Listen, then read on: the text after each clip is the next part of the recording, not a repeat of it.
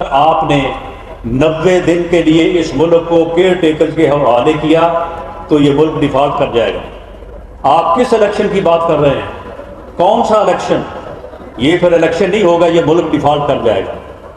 لیکن اس کے باوجود بھی ہمارے دل میں یہ بات تھی، لیکن ایک دن یہ میڈیا پہ نمودار ہوئے اور اس فتنے نے کہا کہ فوری طور پہ الیکشن کا اعلان کرو، ورنہ میں 25 مئی کو آ رہا ہوں، میں 25 مئی کو آ کے اسلام آباد کو سیل کر دوں گا، میں اسلام آباد کی اینٹ سے اینٹ بجا دوں گا، میں وہاں پہ آ کے بیٹھ جاؤں گا، میں الیکشن کی ڈیٹ لے کے اٹھوں گا۔ تو پھر جو پی ڈی ایم کے سربراہی اجلاس تھا، انہوں نے کہا کہ جی اس دھمکی کے آگے تو ہم نہیں جھکیں گے۔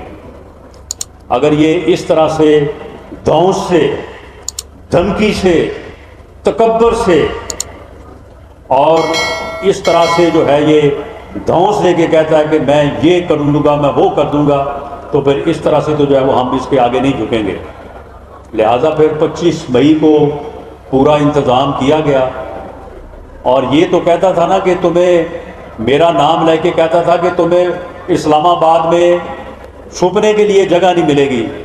میں نے کہا بیٹا تم آؤ، تمہیں بھاگنے کے لیے جگہ نہیں ملے گی، تمہیں راستہ نہیں ملے گا بھاگنے کے لیے۔ تو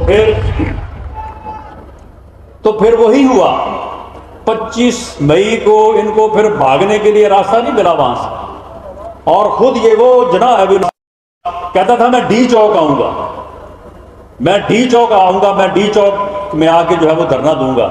تو پھر وہاں سے بھاگ گیا پیچھے سے۔ تو اب تم کہہ رہے ہو 1 سال بعد کہ جی 14 مئی کو الیکشن اگر نہ ہوئے تو میں سڑکوں پہ ہوں گا۔ تم بیٹا سڑکوں پہ آؤ، تمہیں گھر میں بھیجوں گا، اور اگر تم گھر نہ گئے تو پھر کسی اور جگہ تمہیں بھیجوں گا، اور وہاں پہ تمہیں دنیا کی ہر سہولت ملے گی، لیکن ایک چیز نہیں ملے گی جس کے بغیر تمہارا جو ہے وہ گزارا مشکل ہے۔ تو اس طرح کی دھونس اور دھمکیوں سے اگر تم کہتے ہو کہ پاکستان مسلم لیگ نون اور اس کی اتحادی گورنمنٹ جو ہے وہ تمہارے سامنے جھک جائے گی، تو یہ تمہاری خام خیالی ہے۔ تم نے پورا سال زور لگا کے دیکھ لیا ہے، 25 مئی کو تم نے پورا زور لگایا، اس کے بعد تم نے لانگ مارچ کیا، اس کے بعد تم نے جو ہے وہ انسانوں کا سمندر اکٹھا کیا راولپنڈی میں۔ ویسے وہ سمندر نہیں تھا، اس سے زیادہ لوگ اب یہاں پہ آج اس آفس کے دفتر کے افتتاح کے لیے پہنچ گئے۔ تو تم نے انسانوں کا سمندر جو ہے وہ اکٹھا کیا۔ تم ہر بار ناکام ہوئے ہو، ہر بار تمہیں جو ہے وہ شکست ہوئی ہے، ہر بار عوام نے تمہیں ریجیکٹ کیا ہے۔ پھر اس کے بعد تم نے کہا یہ اسمبلیاں توڑ دو، اسمبلیاں توڑ کے میں فوری الیکشن کراؤں گا۔ تو پھر اسمبلیاں تم نے توڑ دی۔ میری بات کان کھول کے سن لو، عمران خان تم ایک فتنہ ہو، تم اس ملک میں فساد چاہتے ہو، ہم انشاءاللہ تعالی تمہارے اس فتنے کو الیکشن میں عوامی ووٹ کی طاقت سے جو ہے وہ اس کو دفن کریں گے۔ اور یہ وقت ہے کہ تم آؤ، بیٹھو، سیاستدان بنو، سیاسی جماعتوں کے ساتھ بیٹھو، سیاسی قائدین کے ساتھ بیٹھو، اور یہ طے کرو کہ الیکشن کس طرح سے ہونا چاہیے۔ الیکشن فری ہونا چاہیے، الیکشن فیئر ہونا چاہیے، الیکشن ایسا ہونا چاہیے کہ اس کے رزلٹ کو ہر کوئی تسلیم کرے۔ یہ باتیں ہیں وہ جو اس وقت کرنے والی ہیں۔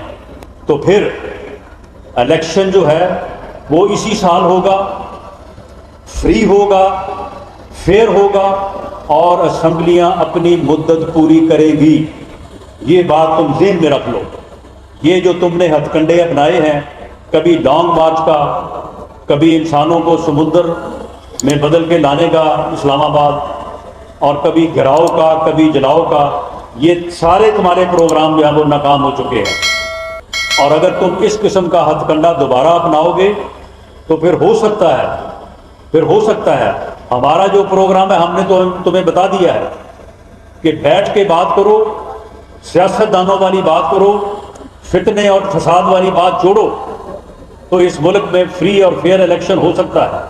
ہوگا انشاءاللہ تعالی، ہم کروائیں گے، لیکن اسمبلی اپنی میعاد جو ہے وہ پوری کریں گے۔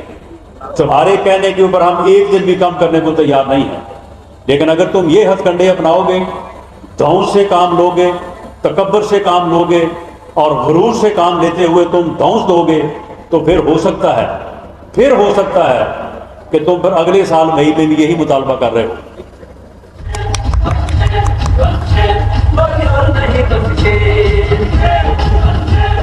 اور میرے بھائیوں، فیصل آباد کی ساری قیادت یہاں پہ موجود ہے۔